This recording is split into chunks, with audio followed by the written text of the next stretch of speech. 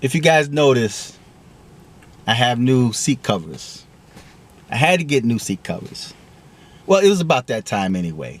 I could have washed them, but it was about that time. I had them for a while, so it was time to get a new set of seat covers. I was taking my granddaughter to school last week. And when she woke up, she was talking about she had a stomach ache, right? And I thought it was like a little stomach ache where she had to go poop or whatever, right? So she got up, she was like, my stomach hurt and blah, blah, blah. And I'm like, well, you can stay home if you want to. You want to stay home? Well, no. She's like a little mature thing, man, 6 years old. No, I guess I'll go to school, I'll go, and if I get sick, I'll go to the nurse. And I'm like, well, you can stay home if you want to. You don't have to go to school today, No, I want to go to school. I'll go to school, right? So come out the house, open the door, she get in the car. The minute she get in the car and I close the door, and I'm like, oh! All over the seat. And I'm like, oh, don't let it be between the seat. Don't let it get on the carpet. Oh.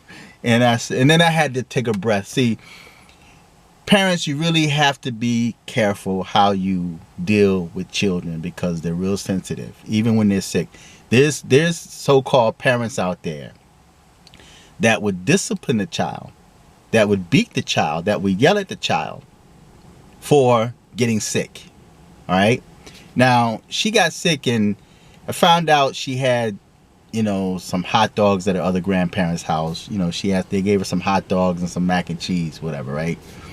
Now, that creates another issue, okay? Because I think that, and maybe it's because they didn't know, but when my sons were growing up, and this is not the topic I want to talk about, but when my sons were growing up, my family knew what they can eat and what they can't eat. Children come with instructions. The instructions they come with is the instructions that the parents give.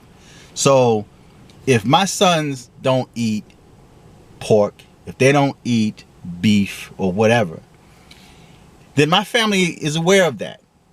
And their grandparents, their other grandparents was aware of that. So if they were over my sister's house or if they were over my brother's house, my mom's, and they were getting ready to feed her, the first thing my mother or my sister would say is like, they're not supposed to eat pork. So they would prepare a separate meal for my sons because they know that they don't eat certain foods, right? The same thing with his other side of the family, his other grandparents, or their aunt on the other side. They would make sure that they fixed them a separate meal. They would kind of like change, what they cook. They would cook normal, but then they would have to like kind of cook special for them because they are fully aware of what they can and cannot have, right? So her body is not used to pork. So if she go over her other grandparents' house, which I'm going to have to let them know, or her father has to let them know, there's certain foods that we don't give her. All right. So if that's in her system and she gets sick, so anyway, she got sick. So I had to take a big, deep breath. And I said, oop. And I'm like, oh, I said, well, okay, it's okay. It's only a car seat. That's all right. Come on, let's go. Let's go in the house, right? And she's getting out the house and I'm like, it's all right. Don't worry about it. It's only a car seat. In my mind, I'm thinking like, oh, don't let it leak through. Don't let it get on the carpet. Don't let it get between the seats. But it's okay. It's all right. It's only a car. It's only a car. Come on in the house. Went in the house, took her jacket off, blah, blah, blah. Anyway, so what I did was, instead of just having the car seats, cleaned or whatever, the seat covers clean, I just threw them away, got new seat covers or whatever. So I might have to put my Grenadian headrest back up there though, But so yeah, that's why I got new seat covers. But anyway, brief video about homeschooling. Now it's interesting, and there's nothing wrong with homeschooling, providing that the parents have the means to school their children at home. In other words, they're financially stable. Okay, even if there is both parents in the house, they have to be financially stable. You know, all the weight just can't come on one parent and he or she is working 2 and 3 jobs to maintain the house, and the other person is staying home, taking care of the home, and homeschooling the kids, because there's a lot that's into homeschooling the kids. And you got to also consider that they don't have that, it's like they're not really developing those social skills like they should with other kids. Now, there's a positive and negative when it comes to social skills with other people's kids, because then they start picking up other behaviors. But as they get older, there's going to come a time where they're going to have to deal with other people, right? And the way that schools are now, see, my granddaughter's in a private school. So, but the way schools are now is like they're forcing certain agendas on children at a very young age. And there's parents that don't like that. And there's parents that chose to just homeschool their kids, right? That's cool, but everybody is not a teacher. Because a lot of these, especially the so-called black community, a lot of these black folks that's always talking about homeschooling and homeschooling is best, and I'm going to homeschool my kids, and I homeschool my kids, and I don't want the white man teaching my kids. These are people that didn't do well in school themselves. These are people that flunked out. These are people that skipped class. And then not only that, what type of home environment are your children growing up in? Are they growing up around thugs and gangbangers and drug dealers and drug abusers and users? Are they growing up in an environment where the mom's every other word is a curse word? She cursed worse than a sailor.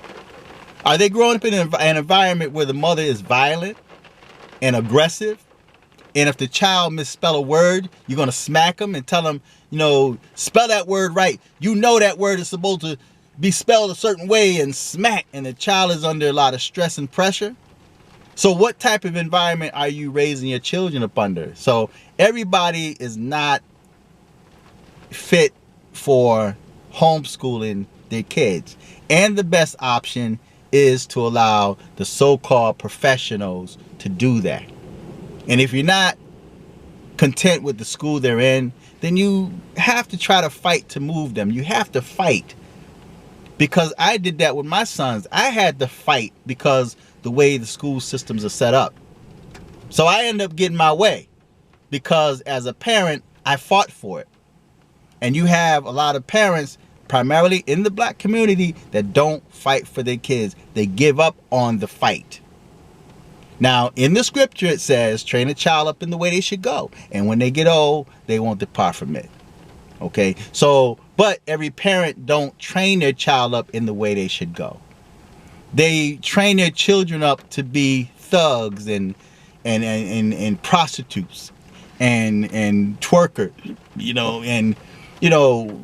like mama like daughter. Now she's a young, teen mother, single parent moms, being brought up in a single parent home. So children learn mostly from the environment. So although you may try to homeschool your kids and you have your little curriculum, and then you take them to the zoo, or you may take them to a museum, right, to let them get outside the house, and you may have little toys and little trinkets around the house, but at the end of the day, a lot of what they learn is coming from their home environment. Okay, so not everybody is fit to homeschool their kids, right? And it's just best to leave it to the professionals, or you have to fight to get them in the school that you want them in, or you have to put up the money, the funds, to pay for a private school, right? So homeschooling is not for everybody. And a lot of people may have good intentions, their motives may be good, but at the end of the day, you didn't do too well in school. You don't like school. You're not good at math. When you type a sentence in a comment section, and I know it's just, social media and you're not being graded for it, but you're using words improperly, like there and there, right? T-H-E-R-E and then T-H-E-I-R. You're using it wrong. Okay, so if you're having problems with education. How are you going to homeschool your child? Because now it's going to be like begets like. Your child is going to grow up ignorant like you. And I'm not saying that to be mean, but they're going to grow up to be like you. They're going to sound like you. They're going to act like you, because not only they're being taught by you, but they're also observing and becoming one with their home environment. And not every home environment is a safe environment. And that child or those children have to feel safe. So everybody is not cut out for homeschooling.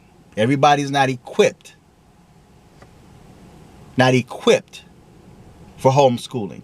And when I say not equipped, I'm not talking about pens and papers and educational tools that you may use.